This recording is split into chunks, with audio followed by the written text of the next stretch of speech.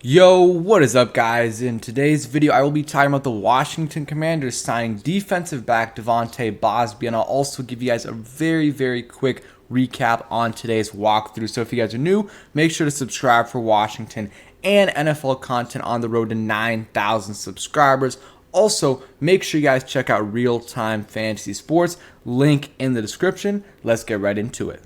So we'll start off with the signing of cornerback Bausby. So yesterday, the Commanders worked out, I think, 4 defensive backs, including Brian Allen, Bausby, Dante Dion, and then Raleigh Texada. So, 4 different guys there. And, they signed Bausby, and again, and nothing major here. Like, this is probably a practice squad candidate at best, played in the USFL and stops with other NFL teams, including the Eagles. I wouldn't have mind a more, Bausby is a veteran, but I'm talking about a solid veteran cornerback that would have, been pretty close to a lock to make the team. Someone like Chris Harris from the Chargers, or who played for the Chargers and the Broncos before, he would have been a solid guy. But let's kind of get into the background. So with that, also though, Drew White, who tore his ACL in practice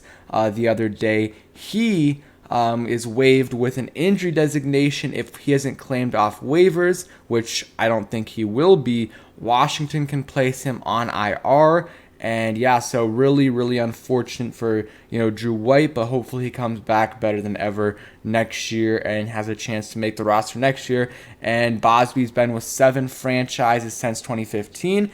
And fun fact right here from TM says Bausby's football travels include a stint with the other Commanders team, the San Antonio Commanders. In their front office was John Peterson, a longtime Carolina scout with Rivera and Hurney. So some good insight there for sure. And let's see, so we'll get into that a little bit later. And if you look at his Pro Football Reference page, played with Chicago, with the Eagles, Denver, Arizona, Broncos, and I think in the USFL as well. So no interceptions, and started a total of 6 games in his career, played 26 games. So this isn't kind of like the USFL guys that they signed before, where they really have no NFL experience. This guy has a little bit, not much though, not much at all. Has, let's see, 60 total tackles. So really nothing right here. I don't think it's a major signing at all. But, they clearly thought they needed another DB because they worked out 4 defensive backs. They still have yet to get a linebacker. I think linebacker is a much bigger need. They said that after the first week they would look at it if they needed one, and I guess they don't need one because they're not working out any linebackers. And the longer they wait, the more linebackers are going off the board. Anthony Barr signed with the Dallas Cowboys, and I think it's the Saints are working out 4 linebackers or 3 linebackers today. So, and there's some bigger names there as well. So that could, take some names off the board. So if they even are considering signing another linebacker or signing a linebacker, I think they need to do that pretty soon. And I hope they do that. So let's see more information. Yeah, that's it on Bausby. Real quick, very quick recap today, because today was a walkthrough. They didn't really do anything.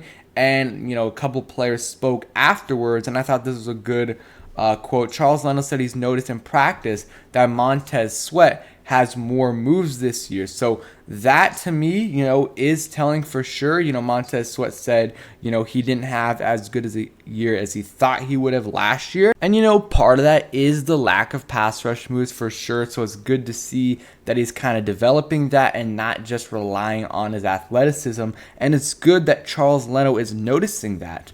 Let's see right here, a quote from John Keim. Leno goes up against Montez Sweat often, said Sweat has incorporated more moves into his arsenal, said it's good that Sweat is tall and can run a 4.4, but you don't want to be a one-trick pony, and totally agree with that.